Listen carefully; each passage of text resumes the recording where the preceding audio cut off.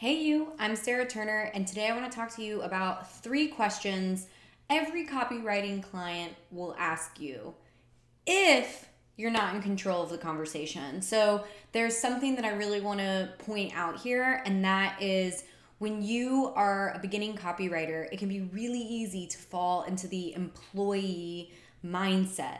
And when that happens, you might show up to a client call and start acting like an employee. And you might start also acting like this is an interview. But this is not an interview. When you are a freelance copywriter, you are having a client call from business owner to business owner. And so you should be running the call, right? This is not a chance for them to grill you with questions. There are 3 things though that tend to come up. And so I want to address those with you today so you kind of have an idea of what to say and how to kind of address them. But really, truly, if you are approaching this call as the business owner that you are, then you should be asking a lot of the questions. Also, remember, it is our job as copywriters to discover and understand and research and know our client and their business as well as you can. So that means lots and lots of questions are necessary to do your job well. So, with that being said, my favorite questions to ask clients are, what are your goals? Do not assume you know their goals. You may look at their website and think, oh, this person really wants to sell a book. And once you start talking to them, you realize, wow, they really want to do more speaking engagements. And you're like, I couldn't tell that from their website. So never assume that you know what their goals are. Always ask, what are your goals? The next question is who is your target audience? And also, who is your ideal client? Sometimes they want to target somebody a little bit different from the people that they've actually been bringing in, but not always. And again, don't assume. You might look at their website and think, oh, wow, they're going after women in their 40s. And then you start talking to them and really they want to go after dads or something like that. And they're just missing the mark. So never assume and always ask. My third favorite question to ask is, how are you currently incorporating SEO? So if you are an SEO focused copywriter, this is an important question for you. And it is a chance for you to demonstrate your knowledge. It's a chance to find out what's working for them, what's not working for them. You can also ask this question about ads. What's currently working for you? And how are you currently incorporating, marketing or copywriting? You just want to have a full understanding of what it is they're currently doing. Then you want to ask, who are some of your competitors? And that is a really great question because it will give you some insight into who is in their industry that they are, looking at, and also make sure to ask them, like, who are some of your competitors that you think are doing a great job? Who are some of your competitors you think are not doing a great job? And you can gather a lot of information from those kinds of questions. And then I always like to ask, is there a person or a company that inspires you or that you really look up to? And this doesn't have to be in their industry. And this is a very telling question because you'll often hear from them what kinds of tone that they like. Like they'll say, I really like this person because I love that they are really great at explaining things without being condescending. And that is essential. That is such a piece of gold, valuable information that you can use to incorporate your copy.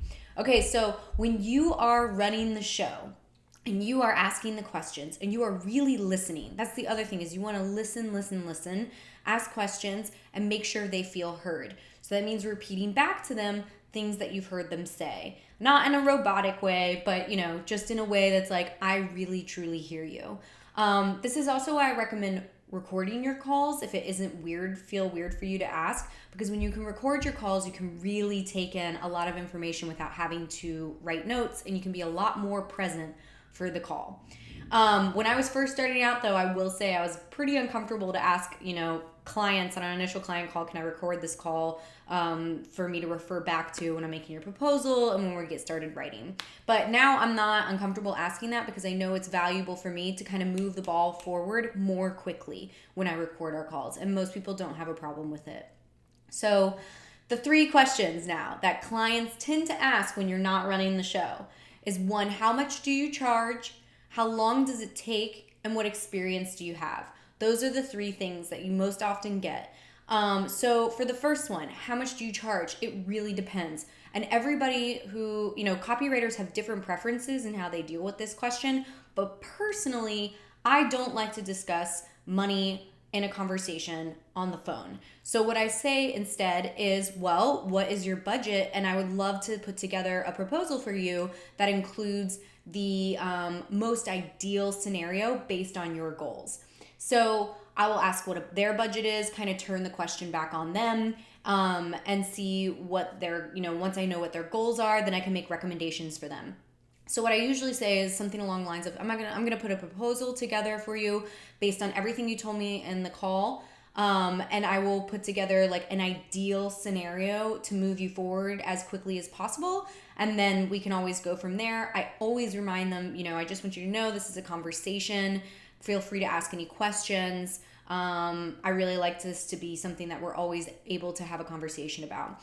And so actually sometimes I'll do that without asking for a budget, because something that I've noticed is that when you don't ask for a budget and you give them an ideal scenario and you list line item by line item, I think it would be fantastic if we revamped your website. I feel like it would be amazing if we had an opt-in, things like that. And you give them an ideal scenario proposal based on everything they want to accomplish, and you do a good job of explaining the value of each of those items, they're willing to pay for whatever it is that you recommend when you have a good connection and you've built rapport on the call and you are great at explaining why those pieces that you recommend are valuable to them.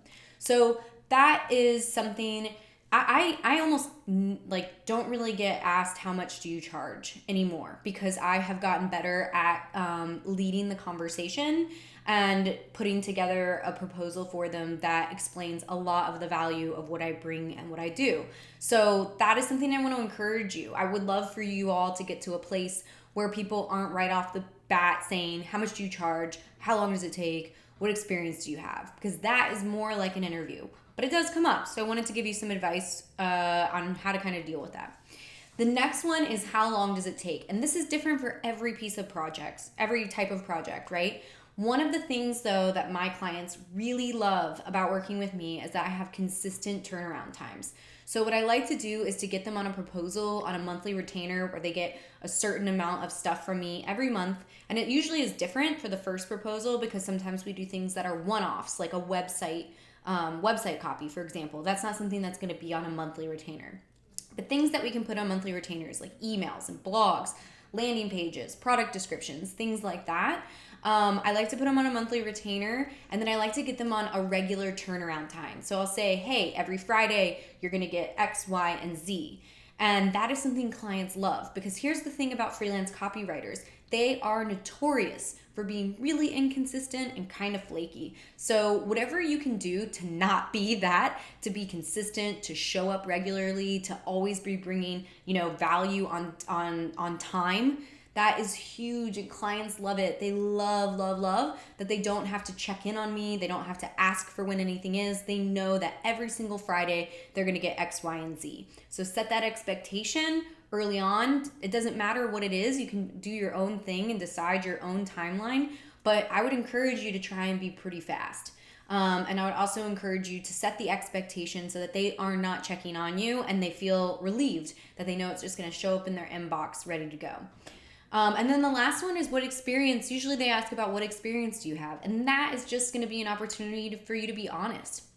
So always try and pull from experience that you have that's similar to working for their company. But the other thing is don't let them make you feel like you're an employee. So just say, you can just say something as simple as, oh, I really love working with functional medicine doctors because I love how they're addressing chronic illnesses where there isn't a cookie cutter answer or a one pill solution. So I've worked with, an X, Y, and Z names of doctors, and I've done stuff that is very similar to what I'm going to recommend for you.